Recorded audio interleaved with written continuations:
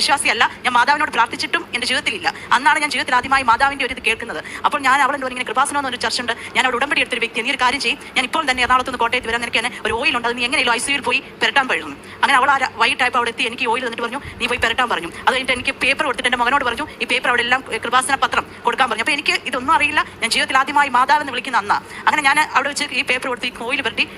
പിന്നീട് ഒരു അത്ഭുതങ്ങൾ ഞാൻ സത്യം പറഞ്ഞാൽ കാണുമായിരുന്നു. അങ്ങനെ ഏകദേശം 26 ദിവസം എൻ്റെ ഹസ്ബൻഡ് അവിടെ വെന്റിലേറ്ററിലായിരുന്നു. അങ്ങനെ പുള്ളിയുടെ ഇൻഫെക്ഷനൊക്കെ കുറച്ച് കുറഞ്ഞു വന്നു. കാരണം ആദ്യം നോക്കുമ്പോൾ ബ്ലഡ് റിസൾട്ട് ഒന്നും നമുക്ക് ചിന്തിക്കാൻ വയ്യ, എല്ലാ ഒരു അവയവം പോലും നല്ല രീതിയിൽ വർക്ക് ചെയ്യുന്നില്ല ഫുൾ. കാരണം ഒരു ചാൻസസ് ഇല്ലാതെ പുള്ളി അവിടെ കിടത്തിയേക്ക്. അടുത്തൊരു പേഷ്യന്റ് വന്നു കഴിഞ്ഞാൽ മെഡിക്കൽ കോളേജുകാർ വെന്റിലേറ്റർ മാറ്റും, അവർക്ക് ആവശ്യം ഇഷ്ടം പോലെ ഉണ്ട്. എന്തോ ഒരു അത്ഭുതം പോലെ 26 ദിവസം കഴിഞ്ഞപ്പോൾ വെന്റിലേറ്റർ മാറ്റി, ട്രക്യോസ്റ്റമി കണക്ഷൻ മാറ്റി. പക്ഷേ കൊളസ്റ്റമി ബാഗ് ഉണ്ട്, എല്ലാം ഉണ്ട്. ഏകദേശം 40 ദിവസം ഞങ്ങൾ കോട്ടയം മെഡിക്കൽ കോളേജിലെ ICUവിലായിരുന്നു. അങ്ങനെ ഞങ്ങൾ ഡിസ്ചാർജ് ആയി. എന്നാലും ഏകദേശം 30 കിലോ അദ്ദേഹത്തിന്റെ പോയി. അദ്ദേഹത്തിന് ഈ കാര്യങ്ങൾ ആകെ അറിയാവുന്നത് ആ ജംഗ്ഷനിൽ വണ്ടി ഓടിച്ചതല്ലാതെ പിന്നെ 15 ദിവസം കഴിഞ്ഞപ്പോഴാണ് ചോദിക്കുന്നത് ഞാൻ ഇപ്പോൾ എവിടെ കിടക്കുന്നുള്ള കാര്യം. അതുപോലും അറിയാതാണ് കിടക്കുന്നത്. അങ്ങനെ ഞങ്ങൾ കൊളസ്റ്റമി ബാഗുമായി വീട്ടിൽ വന്നു. അവർ പറഞ്ഞു ഒരു 2 മാസം കഴിഞ്ഞ് നിങ്ങൾക്ക് റിവേഴ്സ് ചെയ്യാമെന്ന് പറഞ്ഞു. അങ്ങനെ റിവേഴ്സ് ചെയ്യാൻ ഞങ്ങൾ പല ഹോസ്പിറ്റൽ ചെയ്തപ്പോൾ എല്ലാവർക്കും പേടി. കാരണം ഇത്രയും ക്രിട്ടിക്കൽ ആയിരുന്ന ഒരു പേഷ്യനെ തൊടാൻ മിക്ക ഹോസ്പിറ്റലുകാരും മടിക്കുക. പ്രൈവറ്റ് ഹോസ്പിറ്റൽസിലാണ് ഞങ്ങൾ ചെയ്യുന്നത്.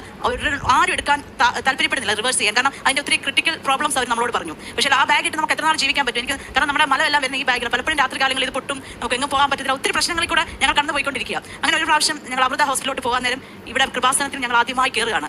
ജീവിതത്തിൽ ഇന്നേ വരെ കൃപാസനം അന്ന് ആദ്യമായി കേട്ടത് പിന്നെ കേണു. അപ്പോൾ ഈ കൃപാസനം കണ്ടപ്പോൾ തന്നെ എൻ്റെ ഹൃദയം അങ്ങ് ഭയങ്കരമായിട്ട് സന്തോഷിച്ചു. അങ്ങനെ ഞാൻ ഹസ്ബൻഡുമായിട്ട് ഞങ്ങൾ 3 പേരും ഇവിടെ കയറി. ഞങ്ങൾ സത്യം പറഞ്ഞാൽ ഒന്ന് പൊട്ടിക്കരയായിരുന്നു. കാരണം ഞങ്ങളെല്ലാം നഷ്ടപ്പെട്ടു, ഞങ്ങൾക്കൊരു മെറിറ്റില്ല, ഞങ്ങൾ ആകെ 0 ആയിട്ടിരിക്കുന്ന സമയങ്ങളാണ്. അങ്ങനെ ഇവിടെ വന്ന് പ്രാർത്ഥിച്ച് ഞങ്ങൾ പോവാം, അമൃത ഹോസ്പിറ്റലോട്ട് പോവാം. അപ്പോൾ ഞാൻ ആ സമയം ഞാൻ അത് കഴിഞ്ഞ് തിരിച്ചു പോയി. 40 ദിവസം കഴിയുമ്പോൾ എനിക്ക് ജോലിയുണ്ട് അവിടെ. കാരണം എൻ്റെ ജോലിയിലാണ് ഇനിയുള്ള കാര്യങ്ങൾ പോകേണ്ടത്.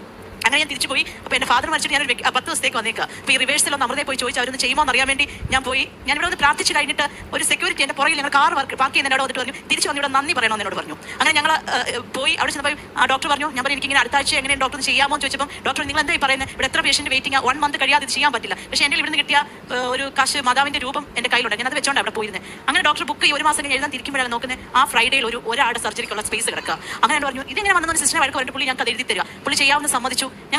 ഞങ്ങൾ രാത്രി ഏകദേശം 7 മണിയായപ്പോൾ ഞങ്ങൾ ഇവിടെ കയറുക. തിരിച്ച് നന്ദി പറയുന്ന ആ സെക്യൂരിറ്റിയോട് പറഞ്ഞിട്ടുണ്ട്. തിരിച്ചു പോയപ്പോൾ ഞങ്ങൾ ഇവിടെ കയറി. ഞങ്ങൾ കിണറിൻ്റെ അവിടെ ഇങ്ങനെ പ്രാർത്ഥിച്ച് ഇങ്ങനെ ഞങ്ങൾക്ക് എന്താ പറയുക എല്ലാം 0 ആയിരിക്കുന്നവരാ. ഞങ്ങൾ അവിടെ ഇങ്ങനെ നിൽക്കുമ്പോൾ ഒരാൾ ക്യാഷ്വൽ ഡ്രസ്സിൽ ഇങ്ങോട്ട് വന്നിട്ട് എൻ്റെ ഹസ്ബൻഡ് അടുത്തോട്ട് വരിക.